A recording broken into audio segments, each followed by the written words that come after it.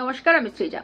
সাম্প্রতিককালে শুভেন্দু অধিকারীর রাজ্যপাঠের 100 দিন পূর্ণ হলো। আমরা সকলেই জানি শুভেন্দু অধিকারী তিনি 9 মে শপথ গ্রহণ করেছিলেন এবং তারপর তার 100 দিন পূর্ণ হয়েছে এবং সেই 100 দিন পূর্ণ হওয়ার পর চারিদিকে জয় জয়কার, মানে প্রতিটা মিডিয়া চ্যানেল তারা দেখাচ্ছে শুভেন্দু অধিকারী ঠিক কত কাজ করে ফেলেছেন।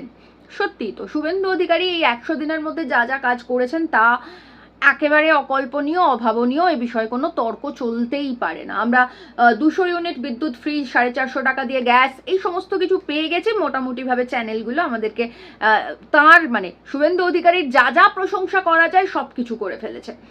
তো যাই হোক, শুভেন্দু অধিকারী 100 দিনের নো ডাউট ভীষণ ভালো কাজ করেছেন এবং এরকম এত ভালো কাজ যে উনি করতে পারেন সেটা আমরা এক্সপেক্ট করিনি। কিন্তু একটা জিনিস আমাদের মাথায় রাখতে হবে, যেটা এই চ্যানেলগুলো দেখাচ্ছে না, মানে গদি মিডিয়া দেখাচ্ছে না, সেটাই তো আমাকে বলতে হবে। তো সেজন্য আমাকে বলতেই হচ্ছে যে এই যে শুভেন্দু অধিকারীর 100 দিন পূর্ণ হলো, সেখানে হিন্দু কতটা খতরে মে হ্যায় সেইটা কিন্তু একবারও এই গদি মিডিয়া দেখাচ্ছে না বা শুভেন্দু অধিকারীও আমাদেরকে জানাচ্ছে না। তো আসুন আমরা একটুখানি হিন্দু কতটা খতরে মে হ্যায় সেটা নিয়ে একটুখানি আলোচনা করি। প্রথমেই আলোচনা করব কাশীপুর অঞ্চলের কথা। আপনারা জানেন বেলগাছিয়া কাশীপুর অঞ্চল, সেই কাশীপুরের যেটি সংলগ্ন 6 নম্বর ওয়ার্ডে 1 অগস্ট থেকে আজ পর্যন্ত, মানে অগস্ট মাসের পুরোটা, সেখানে সংখ্যালঘু বস্তিতে কোনো রকম ইলেকট্রিসিটি নেই, জল নেই। ওরা ক্ষমতায় আসার পর ওটা সংখ্যালঘু বস্তি বলে ওখানকার মানুষের জন্য ওরা ইলেকট্রিসিটি এবং জল দেবে না, সেটা পরিষ্কারভাবে জানিয়ে দিয়েছেন বিধায়ক রিতেশ তিওয়ারি। আর শুভেন্দু অধিকারী তো কথায় কথায় বলেনি যে উনি হিন্দুদের নেতা, উনি হিন্দুদের ভালো করবেন, ওরা আমাদেরকে ভোট দেয় নাকি।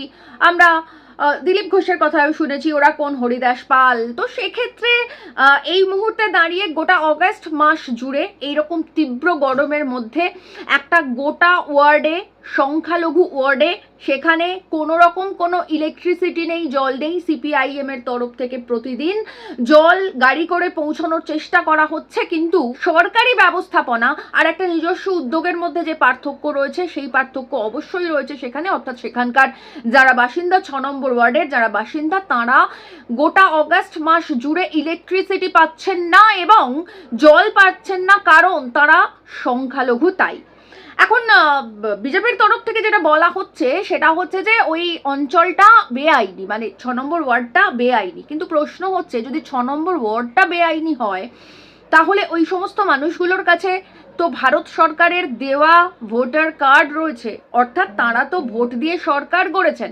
আচ্ছা চলুন, আমি ধরে নিচ্ছি সংখ্যালঘু মানুষ, ওনারা বিজেপিকে ভোট দেননি, অর্থাৎ বিজেপির বিরুদ্ধে তো ভোট দিয়েছেন, তার মানে তো বিরোধী তৈরিতে ভোট দিয়েছেন, বিরোধী তৈরি করার ক্ষেত্রে ভোট দিয়েছেন। এবং আমরা জানি সংসদীয় গণতন্ত্রে শাসক যতটা গুরুত্বপূর্ণ, বিরোধীও ঠিক ততটাই গুরুত্বপূর্ণ। অর্থাৎ শাসকের ভোট যতটা গুরুত্বপূর্ণ, বিরোধীদের পাওয়া ভোটও ঠিক ততটাই গুরুত্বপূর্ণ। অর্থাৎ সেক্ষেত্রে একটা গোটা ওয়ার্ডের সংখ্যালঘু মানুষকে গত 1 মাস ধরে জল এবং বিদ্যুৎ থেকে বঞ্চিত করে রাখা হচ্ছে বিজেপির সরকারের তরফ থেকে। ভাবুন তো হিন্দুরা কতটা খতরে মে হ্যায়। আর হিন্দুদের এরকম একটা সাংঘাতিক বিপদকে গদি মিডিয়া একেবারে এড়িয়ে যাচ্ছে, দেখাচ্ছে না।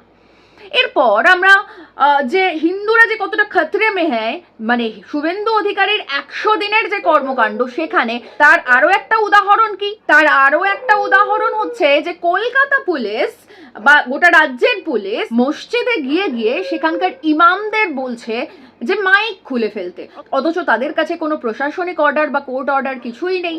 ইতিমধ্যেই হাইকোর্টের তরফ থেকে জানানো হয়েছে যে এরকম কোনো অর্ডার কোর্টের তরফ থেকে দেওয়া হয়নি এবং এই মামলাও খারিজ করে দেওয়া হয়েছে। কিন্তু এই মামলা যতদিনে খারিজ করা হয়েছে ততদিনে কিন্তু অসংখ্য মসজিদ থেকে মাইক খুলে নিয়েছে পুলিশ। তার মানে মসজিদে যে আজান, সেই আজানের জন্য কিন্তু মাইক রাখতে পারবে না সংখ্যালঘুরা, এরকম একটা প্রশাসনের বাইরে গিয়ে সমান্তরাল প্রশাসনিক অর্ডার জারি করা হয়েছে বিজেপির তরফ থেকে, শুভেন্দু অধিকারীর সরকারের তরফ থেকে। তাহলেই ভাবুন তো, মসজিদে আজানের জন্য মাইক খুলে নেওয়া হচ্ছে, হিন্দুরা কতটা খাত্রে মেয়ে হ্যায়।